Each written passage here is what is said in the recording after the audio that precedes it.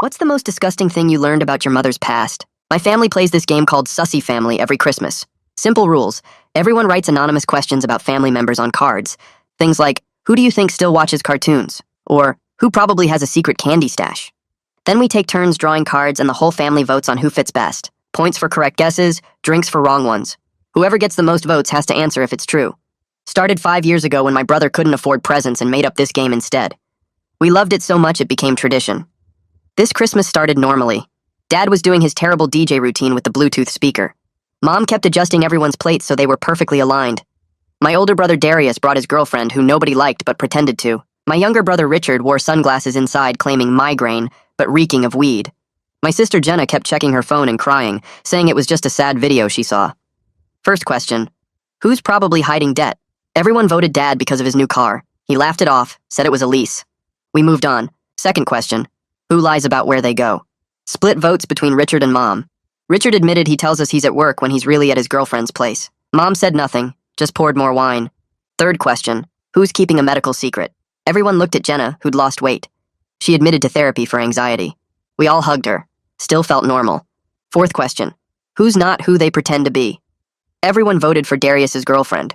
She laughed nervously, but then Mom raised her hand. Actually, that's me. The room went quiet. Dad turned off his stupid Christmas playlist. Fifth question. Who's been unfaithful? I watched my parents look at each other. Both raised their hands. My stomach dropped. Sixth question. Who's been paying for hotels in cash? Mom again. Her hand shook as she raised it. Seventh question. Who has a second phone? Mom. Dad's face was turning purple. Eighth question. Who's been to the Marriott downtown more than 50 times this year? Mom didn't raise her hand this time. She just said, we need to stop. No, Dad said, pulling the next card himself. Who's been working evenings when they say they're at book club? Mom started crying. Not sad crying, defeated crying. Ninth question. Who changes clothes in their car? Please, Mom whispered. 10th question. Who has over $200,000 in a separate bank account? Mom stood up. Fine. You want to know? All of you clearly already know something. Darius pulled out his phone. I hired a PI, Mom, 3 months ago, because Jenna saw you at the Ritz-Carlton when you were supposedly at your sister's. And? Mom's voice was barely audible. Executive companions, Darius said. Active for 19 years, 3 to 4 clients per week, $1,500 per appointment. I thought I'd misheard. What? Your mother is a prostitute, Dad said flatly. Has been our entire marriage. The room exploded. Jenna ran to the bathroom. Richard started laugh-crying. Darius's girlfriend was recording everything until he grabbed her phone and threw it. It started before I met your father, Mom said, sitting back down like her legs gave out. I was broke. College debt, my mom's medical bills. It was supposed to be temporary. I was your client? Dad screamed. Tuesday afternoons, room 506. You like to talk about your dead brother. You were lonely. Sweet. You fell in love with someone who didn't exist. The kids, Richard said. Are we even his? Mom looked at the floor. Darius isn't. Darius is. A judge is. One who's now on the Supreme Court of Ohio. Darius walked out. Just left. We heard his car peel out. Richard is yours, she told Dad. Miracle baby. The only one. What about me? Jenna whispered from the doorway. Your real father is Dr. Smith, my gynecologist. I needed insurance to cover the pregnancy, so I seduced him. He paid me to keep quiet. I realized everyone was looking at me. What about me? You're Johnny's, Mom said quietly. Who's Johnny? Your basketball coach. He's been a client for 8 years. Started when you were 10. I threw up in the popcorn bowl. The same coach who drove me home from practice, who came to our family barbecues. Dad pulled out another card, hands trembling. Who's still active as an escort? Mom raised her hand. I have 3 appointments next week. One is your boss. Dad punched the wall. His hand went straight through the drywall. There's more, Mom said, pulling out a card from her pocket. This was my question. Who else in this family has been selling themselves? Everyone turned to look at each other. That's when Jenna raised her hand. Only fans, she whispered, for 2 years. That's how I paid for college. Then Richard raised his. Sugar mommy, the sunglasses are from him. So is the car. Darius's girlfriend walked back in, mascara streaking. Me too. That's how Darius and I met. I was his father's sugar baby first. Dad looked around the destroyed remains of our family. Anyone else? Any other intimacy workers I should know about? Grandma, who'd been silent in the corner, raised her hand. 1973 to 1981. How do you think I bought this house? Dad walked to the liquor cabinet, grabbed a bottle of scotch, and left. No coat, no keys, just walked out into the snow. Mom looked at us. The game was rigged. I wrote all the questions. I wanted it to end. All of it. Why? I managed to ask. Because I'm pregnant. And this time, I don't know whose it is. Could be any of 12 men. We all looked at each other, not knowing what to do next. I'm still standing in the living room trying to make my brain work when I realized Dad walked out into actual snow with no coat, and Mom just announced she's pregnant with maybe 12 different fathers. Jenna's crying sounds are coming from somewhere upstairs, or maybe the bathroom, and Richard's laugh has turned into this scary hiccup sob thing that won't stop. The Christmas tree lights are still blinking red and green over the wrapping paper mess, and the popcorn bowl I threw up in is sitting on the coffee table, and I can smell it. Mom's sitting at the dining table with her head in her hands, and Grandma's still in her corner chair watching all of us like she's waiting to see who breaks first. I check the front porch, and Dad's not there. Just the scotch bottle sitting on the step, half empty, with snow starting to cover it. His footprints go down the driveway into the street, and then they turn left toward the main road, and I can't see where they end. My hands shake when I pull out my phone to call him, but before I hit the button, I hear his ringtone coming from inside. I go back in and find his phone wedged between the couch cushions with 17 missed calls from work and 3 texts from someone saved as just the letter K. I don't open them because I don't want to know. Richard's still doing that hiccup sob thing in the kitchen, and when I walk past him to get to the bathroom, I can see his face is red and wet, and he's holding onto the counter like he might fall over. Jenna locked herself in the downstairs bathroom and won't answer when I knock. I can hear water running and her crying, and I sit down outside the door with my back against the wall. I tell her I'm not leaving until she talks to me and she doesn't answer, but the water turns off. I wait maybe 10 minutes checking my phone and seeing messages from cousins asking about Christmas plans like everything's normal, and then the lock clicks. She opens the door and her eyes are puffy and red, and I check her arms without asking, and there's nothing there. I make her give me her phone and she does without fighting, and we just sit on the bathroom floor together with our backs against the tub. She's shaking and I put my arm around her and we don't talk, because what would we even say? Richard's pacing around the kitchen island when we come out, and he's saying he's gonna beat Mom's butt, and this is so messed up over and over like a broken record. He gets louder each time and starts moving toward where Mom's sitting, and I physically step between them. He shoves past me hard enough that I stumble and heads for the back door, and I hear it slam. Through the window, I see him light up even though he told everyone he quit months ago. The smoke curls up into the porch light, and he's pacing back and forth in the snow in just his t-shirt. Mom's still at the dining table staring at her hands, and I make myself walk over and sit down across from her. I ask the practical stuff because someone has to, and my voice sounds weird and far away. How many weeks pregnant? She says 8 weeks. Does she have a doctor? She says yes, she has an OB. What's her actual plan here? She says she doesn't know yet, and her voice sounds like someone else's voice, flat and empty. I ask if she's keeping it, and she just looks at me and doesn't answer. Grandma stands up from her corner chair and announces that everyone's sleeping here tonight. She says the roads are iced over, and she's not having anyone die driving angry. Nobody argues with her, even though I want to leave so bad my chest hurts and I can barely breathe in this house. Jenna goes upstairs without a word, and I hear a door close. Richard's still outside smoking, and I can see him through the window doing another lap of the porch. I pull out my phone and text Darius asking where he went and if he's okay. No response. I text again 5 minutes later. Nothing. I send like 15 texts total over the next hour, asking him to just let us know he's alive, and finally his girlfriend responds. She says he peeled out of the neighborhood and isn't answering her either, and she doesn't know where he is. The fact that he just left us here makes me so angry I have to put my phone down before I throw it. I send Dad a text telling him to go to urgent care for his hand, because I saw bone when he pulled it out of the wall. I leave a voicemail about frostbite risk that sounds way calmer than I feel, and I tell him we have his phone and to please come back or at least let us know where he is. Richard comes back inside smelling like weed and cigarettes, and his eyes are bloodshot, and he goes straight to the guest room without looking at anyone. I hear the door lock. My phone rings, and it's Darius's girlfriend, and she's crying. She admits she filmed like 30 seconds on her phone before Darius grabbed it, and she already sent it to her group chat before she thought about it. My stomach drops, and I ask her how many people, and she says 5 girls, and they all saw it. I ask if they'll keep it quiet, and she says she doesn't know, and she's sorry, and she keeps crying. I hang up because I can't deal with her right now. This nightmare has witnesses outside the family now, and there's nothing I can do about it. My phone buzzes with a text from the neighbor 2 houses down. No words, just a photo of Dad sitting on the curb under a streetlight looking at nothing. He's still in just his shirt, and the street is covered in snow, and I can see his breath in the air. I grab my coat and Mom's car keys from the hook and walk down there in the snow to get him. He won't stand up when I get there, so I have to grab his good arm and pull him to his feet, and his whole body is shaking from the cold. His right hand looks wrong, swollen up purple and twice the normal size, and when I try to look at it closer, he pulls away and won't make eye contact.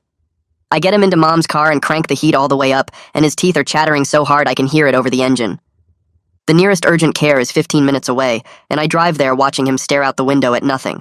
Inside the waiting room smells like hand sanitizer, and there's a kid crying somewhere, and the receptionist makes Dad fill out paperwork with his left hand because his right one is useless. They take him back after 20 minutes, and I follow him into the exam room where a tired-looking doctor touches Dad's hand, and Dad makes this sound like a wounded animal. The doctor orders an x-ray, and we wait in this small room with posters about washing your hands, and Dad still won't look at me. When the x-ray tech comes back, she's gentle, moving his hand into position, but Dad's face goes gray, and he closes his eyes.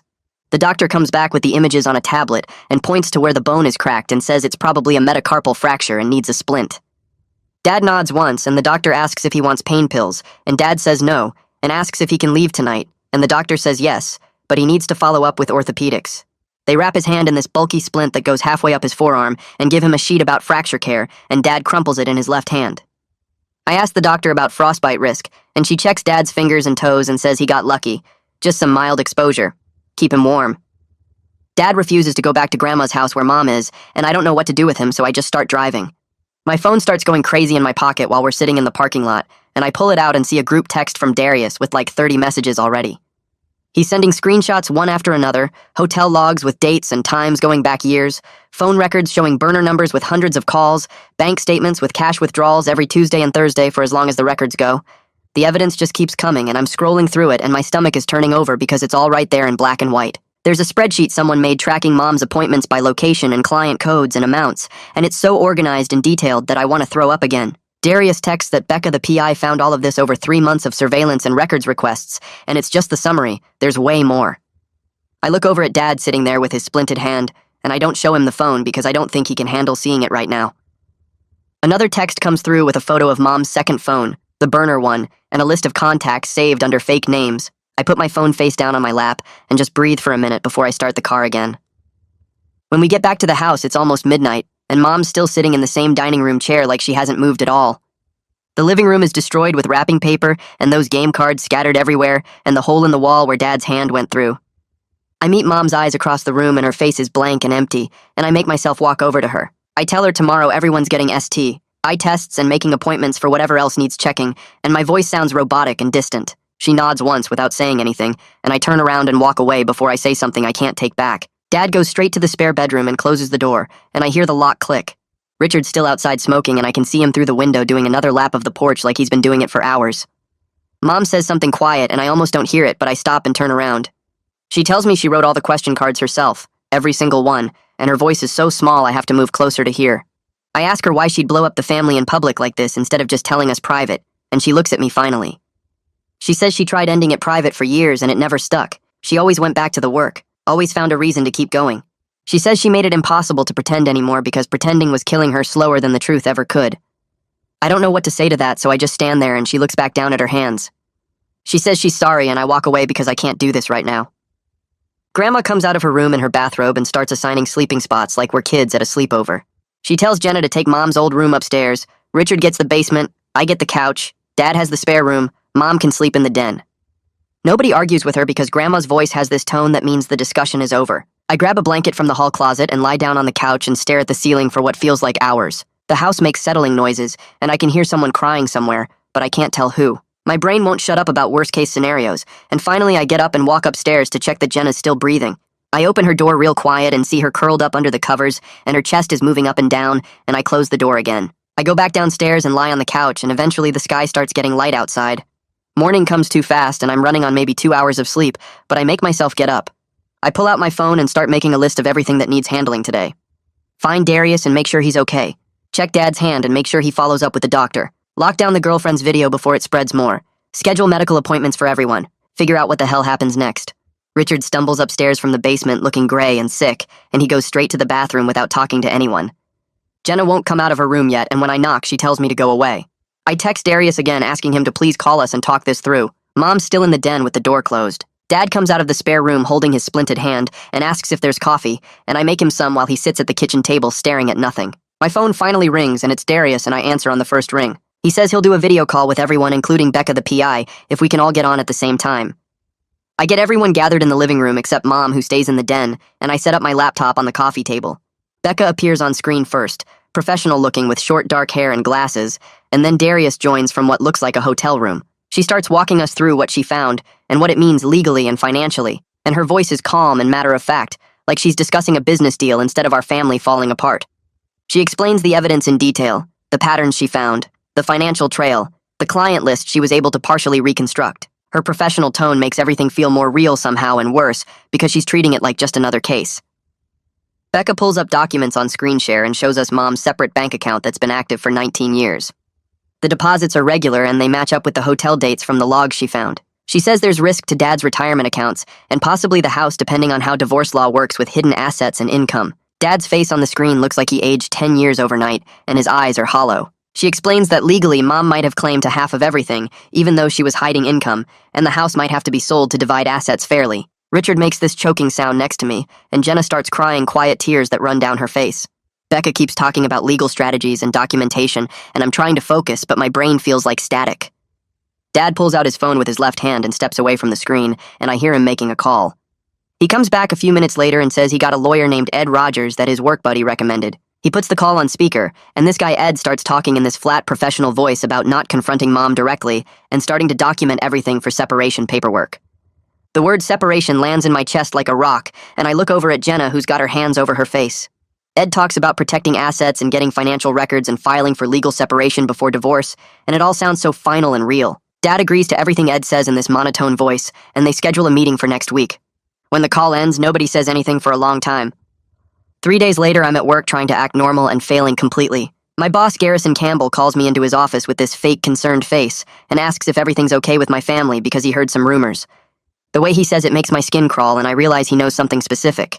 He sits too close and his smile doesn't reach his eyes, and he says, "Workplace drama can affect positions here." I keep my face blank and neutral and tell him everything's fine, and he nods slow like he doesn't believe me. He mentions he'd hate to see my career affected by family issues, and the way he emphasizes family makes me want to punch him. I thank him for his concern and get out of his office as fast as I can, and my hands are shaking when I get back to my desk.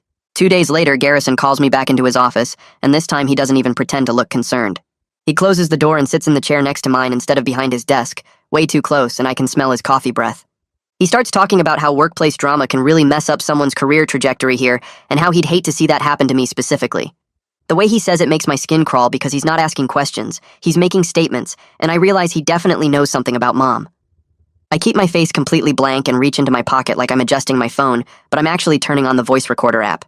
He keeps going, saying things like how discretion is valued in this company, and how loyalty goes both ways, and how sometimes family issues need to stay private for everyone's benefit. I just nod and let him talk, watching his face get more comfortable as he thinks I'm agreeing with him. He mentions that he's noticed I seem distracted lately, and maybe I need some time to get my head straight, and the threat in his voice is so obvious now that I almost laugh. I tell him I appreciate his concern, and I'll definitely think about what he said, and he smiles this gross, satisfied smile and pats my shoulder before I leave. My phone's been recording the whole thing, and when I check later, it caught everything clear as day. That same evening, Jenna shows up at my apartment without calling first, and she looks terrible, eyes all red and puffy. She sits on my couch and pulls out her phone with shaking hands and shows me these DMs from an account I don't recognize. Someone found her real identity from her OnlyFans somehow, probably through some detail she didn't blur out enough, and they're threatening to send everything to her college administration and our extended family unless she pays them $5,000. The messages are detailed and specific, listing her cousin's names and her academic advisor, and even grandma's address, and Jenna's whole body is trembling as she scrolls through them. I want to find whoever this person is and break their face, just completely lose it on them. But I force myself to stay calm and screenshot everything instead. She's been getting these messages for 3 days and hasn't told anyone because she's terrified and ashamed and doesn't know what to do. I tell her we're going to handle this, but she's not paying anything, and I start researching what to do about online blackmail while she curls up on my couch crying. The next day, Richard calls me sounding weird and asks if he can come over, and when he shows up, he looks like he hasn't slept. He sits at my kitchen table and just starts talking fast, admitting that the car he's been driving isn't actually his, it belongs to his sugar mommy arrangement. And he's been getting repo notices for weeks because he can't make the payments she expects him to cover now. He also owes her money for rent she covered the last 2 months, and some other expenses he won't specify, and his voice cracks when he tells me the total is around $8,000. She's been texting him constantly demanding payment or threatening to report the car stolen, and he's completely stuck because he doesn't have the money and can't get a loan and can't ask Mom or Dad right now. I ask him why he didn't come to me sooner, and he just shakes his head and says he thought he could handle it himself. We sit there figuring out options and none of them are good, but at least he's finally talking about it instead of pretending everything's fine. My phone buzzes with a group text from Darius, and I open it expecting more PI reports. But instead, it's just a message saying he needs to tell us something. He explains that when he was 16, he started asking Mom questions about his dad, just normal, curious teenager stuff about why he looked different from us and whether his biological father was around. Mom shut him down hard every time. But once the judge who's his biological father pulled him aside at some court event where Darius was volunteering and told him very clearly to forget his curiosity about his mother's past. At the time, Darius thought it was just weird and dropped it. But now it makes horrible sense that the judge was protecting himself and probably threatening consequences if Darius pushed harder. The text ends with Darius saying he feels stupid for not seeing it back then, and I reply that he was just a kid and had no reason to suspect anything that messed up. A few hours later, Becca sends another report through email, this one longer and more detailed than the last. She's found patterns in Mom's client list that suggest some of them might have been pressuring her or using some kind of leverage to keep her working. There are gaps in the hotel records that match up with times when Mom seemed extra stressed at home, times I remember her being jumpy and distracted and weird. Becca thinks we should look into possible blackmail because the pattern is too consistent to be random, and she's flagged 3 clients specifically who seem to have unusual hold over Mom's schedule. The report includes dates and transaction amounts and notes about Mom's behavior patterns, and reading through it makes me feel sick because it means Mom might not have been as in control of this situation as we thought. I forward it to Darius, and we agree to talk to Mom about it carefully without making her feel more trapped. Mom goes to her OBGYN, Kirsten Maldonado, for the first appointment about the pregnancy the following week, and she texts me after saying it went okay. Dr. Maldonado ordered a full STI panel and talked through all her options without pushing any particular direction, which Mom appreciated because she's still figuring out what she wants to do. When she comes home to Grandma's house, she looks completely exhausted, dark circles under her eyes and moving slow like everything hurts. She tells us she's got another appointment in 2 weeks for follow-up and more tests, and she needs to decide about continuing the pregnancy before it gets too far along. Nobody knows what to say, so we just nod and let her go. Rest in the den, and the weight of everything she's carrying feels heavier than ever. Later that week, Grandma calls a family meeting at her house, and when we're all sitting in her living room, she pulls out this old ledger from 1975. The pages are yellowed and the handwriting is careful and neat, showing dates and amounts in columns that clearly track some kind of income. She explains that she kept these records when she was working to pay rent after Grandpa left, and her mom got sick, back when she had no other options and needed to survive. She talks about how shame kept her silent for 40 years, but silence didn't actually protect anyone. It just let the hurt grow bigger in the dark. When she says this, she looks directly at Mom, and Mom's face crumbles a little, but she doesn't look away. Grandma says she's not judging anyone, but she's done watching her daughter and grandkids destroy themselves trying to keep secrets that are already out. Dad officially moves his stuff into Grandma's spare room over the weekend, and the house feels completely wrong with his chair empty at the dinner table. We try eating together once without him, just Mom and us kids gathered around like normal, but it's so awkward and forced that nobody can pretend it's okay. Jenna starts crying halfway through, and we all just look at each other not knowing what to do, and eventually we give up and go to separate rooms. The house feels too big and too quiet now, like something essential got ripped out and left a hole nobody knows how to fill. I end up leaving early and driving around for an hour because being there hurts too much. I get a DM on Instagram from an account I don't recognize, just a random string of numbers and letters for the username. When I open it, there are old photos attached. Pictures of Mom and Coach Johnny at our family barbecues from years ago. In every photo, they're standing too close, his hand on her back or her shoulder, both of them smiling in a way that looks different now that I know the truth. The message underneath says, "Thought you should know your real dad's been around the whole time," and I feel physically sick staring at my phone screen. These are photos from events I remember, cookouts and birthday parties where Johnny was just our family friend and my coach, and now every memory is poisoned. I delete the message and block the account, but the images are burned into my brain and I can't stop seeing them. I drive to Coach Johnny's house the next day without telling anyone where I'm going. His address is still in my phone from when he used to drive me home from practice, and I pull up to his driveway and sit there for a minute, trying to decide if this is stupid. Then I get out and walk up to his porch and knock hard, and when he opens the door, his face goes white. He tries to smile and act normal, asking if I want to come in, but I stay on the porch and just start talking. He immediately goes defensive, saying the lines were always clean, and he supported our family financially, and he cares about me like a son. I cut him off and tell him he paid to sleep with my mom while pretending to mentor me. That's not support. That's sick and manipulative and disgusting. He tries to argue, but I'm already turning away and walking back to my car, hands shaking so bad I can barely get my keys out. I leave before I do something I'll actually regret, and I drive home with my jaw clenched so tight my teeth hurt. I get home and go straight to my laptop and pull up the school district website. There's a form under Report a Concern, and I click it and stare at the blank fields for a minute. My hands shake when I start typing.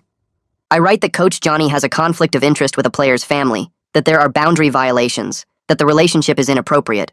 I don't say escort or mom or anything specific, just enough that someone will look into it. When I get to the submit button, I have to stop and breathe because once I hit it, there's no taking it back. I click submit anyway and close my laptop fast like that'll make it less real. The next morning, I drive across town to a clinic I found online where nobody knows me. The waiting room has those plastic chairs that stick to your legs and magazines from 2 years ago. I fill out paperwork asking about sexual history and risk factors, and I check boxes that make me want to disappear. When the nurse calls my name, I follow her back, and she's maybe 50 with kind eyes, and she doesn't ask questions beyond what's medically necessary. She tells me the blood draw will be quick, and I focus on her voice explaining the timeline for results. She says most people get answers in 3 to 5 days, and I nod like that's fine, even though waiting feels impossible. Mom catches me in the kitchen that afternoon when I'm making coffee. She pulls me into the hallway and her voice drops to almost nothing. She says one of her clients paid her $20,000 3 years ago to stay quiet after his wife almost found out. She's scared of what he'll do if his name comes out now, if there's legal stuff, or if I talk to anyone. I see actual fear in her face, not the defeated look from Christmas, but real terror like she thinks he might hurt her. I tell her I'm not planning to expose anyone, but I also can't promise to protect people I don't know. She nods and walks away, and I pour my coffee with hands that won't stay steady. That night, Darius calls me, and we end up talking for almost 2 hours. He asks if he should contact the judge directly or just let it go, if knowing changes anything or makes it worse. For the first time since Christmas, we sound like actual brothers instead of strangers dealing with the same nightmare. I tell him to document everything first before making any moves, get copies of the PI report, maybe talk to a lawyer about what his options are. He says that's smart and thanks me, and his voice cracks a little. We hang up and I sit there feeling like maybe something good came out of all this, even if it's just me and Darius actually talking. Dad calls me the next day and says Ed Rogers warned him about talking publicly. If Dad says anything about Mom's work, he could face defamation claims, so the strategy is focusing on asset division and keeping personal details out of court filings. Dad sounds defeated when he agrees, but also relieved to have a clear plan, like someone finally told him what to do. I tell him that makes sense and we hang up, and I wonder if keeping quiet is protecting Mom or protecting her clients or just making everything worse. At work on Monday, Garrison corners me in the break room when I'm getting water. He stands too close and asks how my family's doing with this fake concerned smile.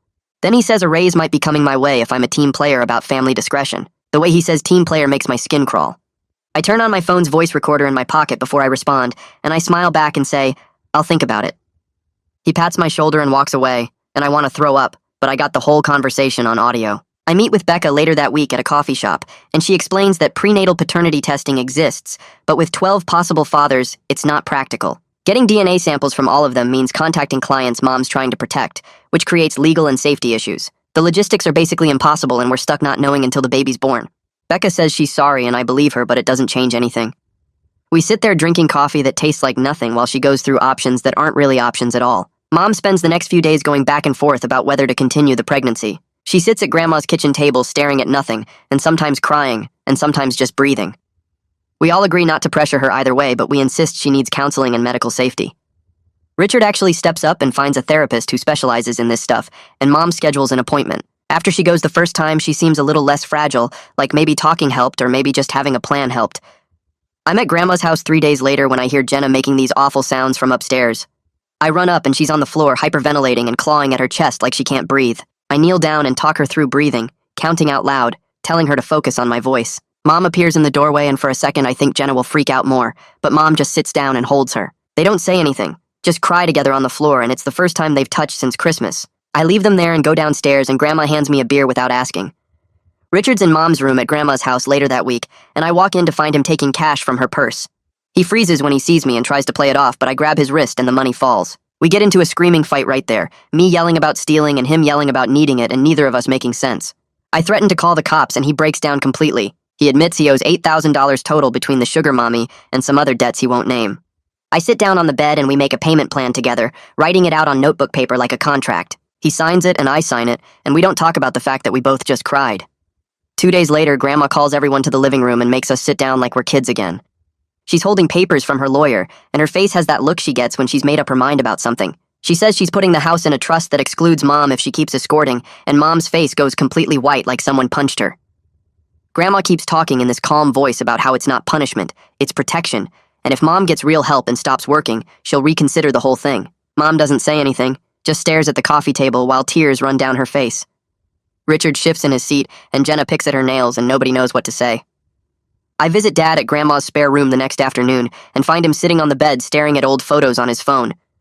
We sit there for a while not talking, and then he starts telling me about his brother who died when Dad was 19 in a car accident. He says he was so lonely after that, like a piece of him died too, and that's when he started going to hotel bars just to be around people. He met Mom in that hotel room on a Tuesday, and she listened to him talk about his brother for 2 hours, and he fell in love with someone who didn't actually exist. His voice cracks when he says he doesn't know how to stop loving her anyway, even though she was never real. I don't know what to say, so I just sit there with him. Darius's girlfriend shows up at Grandma's door 3 days later, looking like she hasn't slept, and asks to talk to all of us. We sit in the kitchen, and she confesses that she used to be his father's sugar baby before she met Darius. That's actually how they connected in the first place because she knew the family. Her hands shake when she talks, and Mom looks sick. Darius gets up and walks out without saying a word, and his girlfriend starts crying and leaves right after. He shows up at Grandma's garage later that night looking completely empty, and we drink beer sitting on the concrete floor, not talking much. I hand him another beer and he takes it, and we just sit there. Mom's phone buzzes during dinner 2 nights later, and she looks at it and her whole body goes stiff. She shows us the message with shaking hands, and it's from one of her clients saying if she stops seeing him, he'll go public with details and names and everything. The fear on her face makes my chest hurt, and suddenly we're all looking at each other realizing this isn't just Mom's problem anymore. Richard asks what we're supposed to do, and nobody has an answer. I call Becca the next morning, and she comes over with a notebook and starts making lists. We change the locks on all of Grandma's doors and get Mom a new phone number, and Becca shows us how to document every threat with screenshots and dates. She says Mom can't meet any clients alone or unknown anymore, and we need to treat this like building a fortress 1 brick at a time. Mom agrees to everything and actually seems relieved to have rules. Monday, my boss Garrison pulls me aside and tells me my schedule is getting cut to 3 days a week because of budget stuff, but his face says otherwise. In the next meeting, he talks over me when I'm presenting, and later he tells someone else my idea was his. I start keeping a notebook with dates and times of every incident, and my hands shake writing it down, but I do it anyway. I'm building a case even though I'm scared of what happens when I actually file it. I find a therapist named Amara through my insurance and book the first appointment for Thursday. When I sit down in her office, she asks what brings me in, and I tell her I don't know who I am anymore now that I found out my basketball coach is my biological father. She asks me who I was before Christmas, and I open my mouth to answer, but nothing comes out. That's when I start actually crying and can't stop for like 10 minutes. She just sits there and waits and hands me tissues. Ed calls Dad the following week and says the paperwork is ready for legal separation and temporary financial orders to freeze the joint accounts. Dad signs everything with his left hand because his right is still in a splint and his signature looks wrong. Mom gets served with papers at Grandma's house by some guy in a suit, and she just stares at them for a long time without opening the envelope. Richard takes it from her and reads it out loud, and Mom sits down hard in the kitchen chair. Dr. Maldonado's office calls Mom 2 days later, asking her to come in for an urgent follow-up because some test results show high-risk indicators for the pregnancy. Mom needs more frequent monitoring now, and suddenly she's got appointments every week instead of every month. She comes home from that appointment and tells us she's stopping all client work completely because the stress is too dangerous for the baby. Her voice sounds defeated but also relieved. Jenna comes downstairs that same night and says she's pausing her OnlyFans account, and her face is pale when she talks about losing her main income. She doesn't know how she'll pay for college next semester, and her voice gets higher and tighter. I tell her we'll figure it out and pull up the financial aid website on my laptop. We spend 3 hours filling out emergency aid applications and campus work-study forms, and when we finish, she hugs me so tight I can barely breathe. The next day, I text Amara asking if she does family sessions, and she responds within an hour saying yes and sends me available times. I book one for the following week and send the details to everyone in a group text with just the address and time and no explanation. Mom responds first saying she'll be there, and then Dad replies asking what this is about, and I type back that we need ground rules if we're going to keep talking to each other. Richard sends a thumbs up and Jenna hearts the message, and Darius leaves it on read, but I know he saw it.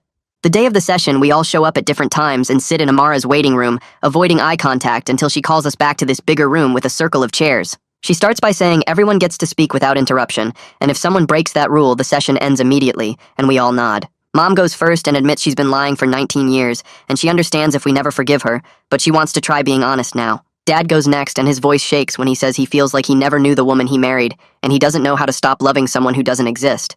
Jenna talks about feeling unsafe in her own body after the OnlyFans stuff, and Richard admits he's been using humor to avoid dealing with anything real. I tell them I don't know who I am anymore now that Coach Johnny is my biological father, and Darius stays quiet the whole time, just listening. Amara asks what we need from each other going forward, and Mom says she needs us to let her prove she can change, and I say we need honesty even when it hurts. By the end, we agree to no more games with hidden agendas and no ambushing each other, and everyone gets their turn to talk. Amara asks Mom if she'll commit to individual therapy, and Mom says twice a week and actually writes it in her phone calendar right there in front of us. Dad starts seeing his own counselor the following week and calls me after his first session sounding exhausted.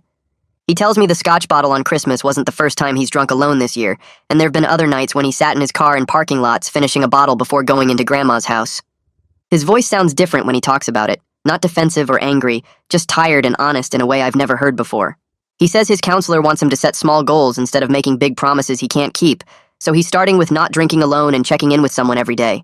I tell him I'll be his check-in person if he wants, and he's quiet for a minute before saying yes. I spend 3 days building my HR complaint with timestamps and dates and descriptions of every incident with Garrison. My hands shake when I attach the audio files where he hints about knowing Mom's work and suggests a raise for my silence. I write that I'm requesting a neutral third party to oversee my case because Garrison is my direct supervisor and there's a clear conflict of interest. The submit button sits there on my screen for like 10 minutes before I finally click it and watch the confirmation message appear. My stomach drops immediately after like I just jumped off something high. Becca calls me 2 days later and says she found something I need to see.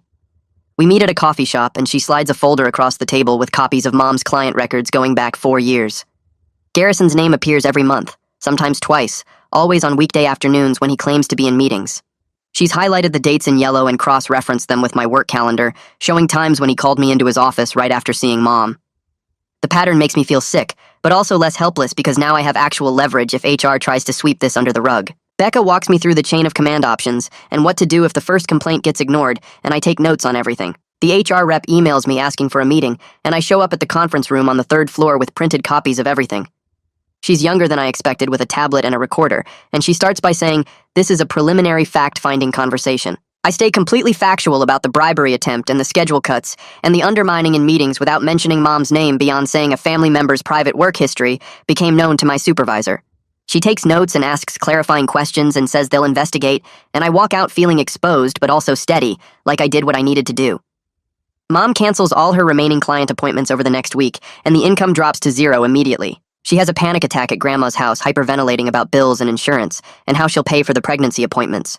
Grandma sits her down at the kitchen table and offers to cover necessities temporarily, but only if Mom sticks with therapy twice a week and keeps all her medical appointments with Dr. Maldonado. Mom agrees, and Grandma writes her a check right there for $2,000 and tells her this is temporary help, not a permanent solution. The tension in Mom's shoulders releases a tiny bit after that. Richard's car gets repossessed from Grandma's driveway on a Tuesday morning, and he comes inside looking gray and shaky. The repo guy just hooked it up and drove away, while Richard stood there in his pajamas, and now he's got no way to get to his fake job that isn't actually a job. I find him on the back porch smoking, and he tells me he's going to start doing DoorDash and Uber to make actual money, and he sounds defensive like he expects me to make fun of him. I tell him I'll match whatever he earns if he keeps it up for a month, and he calls me a jerk, but pulls out his phone and starts the driver application right there. 3 days later, he shows me his first week earnings of $300, and I Venmo him $300 more, and he doesn't say thank you, but he keeps working. Darius texts me saying he's meeting with the judge at some lawyer's office downtown, and he sounds nervous about it. I tell him to record everything on his phone just in case, and he sends back a thumbs up. 2 hours later, he texts saying the judge offered him money and connections for law school if Darius stays quiet about paternity and never contacts him again. The judge called it a mutually beneficial arrangement and suggested Darius think about his future career carefully. Darius recorded the whole conversation on his phone and walked out without agreeing to anything. His next text says he feels free for the first time, like he's not carrying around this secret that's been choking him. I tell him I'm proud of him, and he responds with just a heart emoji, but I know he means it. Grandma officially updates her estate plan on Thursday and announces it at Sunday dinner to avoid surprises later. She's leaving the house in a trust that requires Mom to stay clean from escort work for 5 years before she can inherit her share, and if Mom goes back, the house goes entirely to us kids. Mom gets upset and her face goes red, and she starts to argue but then stops herself and takes a breath and says she understands. Grandma explains it's not punishment, it's protection for everyone including Mom, and the tension releases a little bit after that. We eat the rest of dinner in silence, but it's not the terrible kind of silence, just people thinking their own thoughts. My STI panel results come back negative for everything, and the clinic calls me on my cell while I'm at work. I take my break early and sit in my car in the parking lot reading the text with the results link, and I start crying from pure relief. It doesn't fix the trust issues or the identity stuff or any of the big problems, but it's one less thing to be terrified about. I sit there for 20 minutes just breathing and letting myself feel something good for the first time in weeks. I spend the next week checking my email every hour waiting for something from the school district about my complaint against Coach Johnny. When the letter finally comes, it's just a plain white envelope with the district logo and one page inside saying they received my report and placed him on administrative leave pending investigation. No drama, no phone calls, just a memo that probably went to the whole athletic department. I read it 3 times sitting in my car before work, and I feel this weird empty feeling like I thought winning would fix something inside me, but it doesn't. The vindication is real, but it sits in my chest like a rock instead of relief. I forward the email to Darius, and he responds with a thumbs up, and that's it. Like we both know this doesn't actually solve anything about who I am or what happened. At work, nobody mentions it, and I don't bring it up because what would I even say?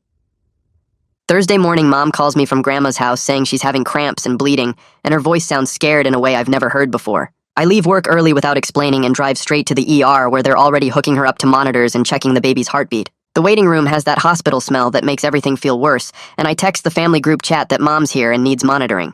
Jenna shows up first and sits next to me without talking, just scrolling her phone and bouncing her leg. Richard comes during his lunch break with a stack of magazines he grabbed from the grocery store checkout and leaves them on the chair next to Mom's bed. Darius texts asking for updates every hour, and I send him short responses like, "Still waiting," and "Baby's heartbeat is okay." We rotate through in shifts because the room's too small for everyone, and nobody says the word forgive, but we're all there anyway. When I sit with Mom, she doesn't look at me, just watches the monitor screen, and I realize this is what family looks like now, broken people showing up because that's what you do. Saturday afternoon, Jenna knocks on my door and asks if I want to get coffee, and I say yes because she never asks for anything. We sit in her car in the Starbucks parking lot, and she tells me she had a conversation with Mom alone in Mom's room at Grandma's house the night before. I wait for her to say they talked about the escort work or the pregnancy or something heavy, but she says they just talked about normal stuff like what Mom's been eating and if she's sleeping okay. Jenna's voice cracks when she says it felt like having a mom again just for 20 minutes, like before everything exploded and we all became strangers living in the same broken story. I don't know what to say, so I just nod and we finish our coffee in silence and drive back separately. Monday morning, I get called into HR and my stomach drops thinking they're firing me, but instead they tell me Garrison resigned over the weekend with no public explanation. The HR rep says my complaint was taken seriously and appropriate action was taken, and they're sorry for any workplace discomfort I experienced. I keep my job and my same desk, but some of my coworkers won't look at me in meetings anymore, and I hear snitch whispered when I walk past the break room. The relief of Garrison being gone is huge and real, but the loneliness at work is also real, like I traded one problem for a different one. I eat lunch in my car now instead of the cafeteria, and I tell myself it's worth it, but some days I'm not sure. Dad texts the family group saying he and Mom have their first settlement conference scheduled for Wednesday and asks if any of us want to be there. Nobody responds, and I think that's answer enough.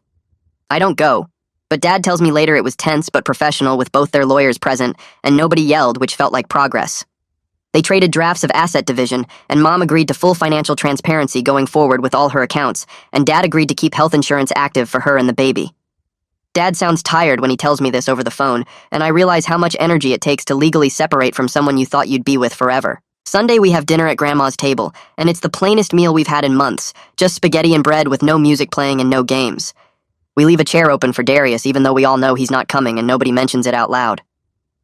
Halfway through dinner, Darius texts a picture of his takeout container to the group chat with "miss you guys," and Richard sends back a middle finger emoji, but he's smiling when he does it. Jenna laughs for the first time in weeks, and even Mom's mouth twitches like she wants to smile too. It's not forgiveness, and it's not fixed, but it's something. Tuesday, Mom signs paperwork agreeing to paternity testing after the baby's born, and she tells us she's keeping it no matter whose it is. She says she's looking for a regular job now, maybe at a call center or doing medical billing from home, something stable that doesn't involve hotels or clients. I tell her I don't need to know everything about her past, and she starts crying right there at the kitchen table and says, "Thank you," over and over. I don't hug her, but I stay sitting there until she stops, and that feels like enough for now. 10 weeks after Christmas, I'm sitting in Amara's office talking about how everyone landed in different places, and some things still hurt, and probably always will. Dad's living at Grandma's and working on his drinking. Mom's 7 months pregnant and working part-time data entry from home. Richard's still doing delivery apps and paying down his debt slowly. Jenna's back at the school with financial aid covering most of it. Darius texts more now but hasn't visited yet. I tell Amara I'm choosing to show up for my future sibling without pretending the past is clean or simple.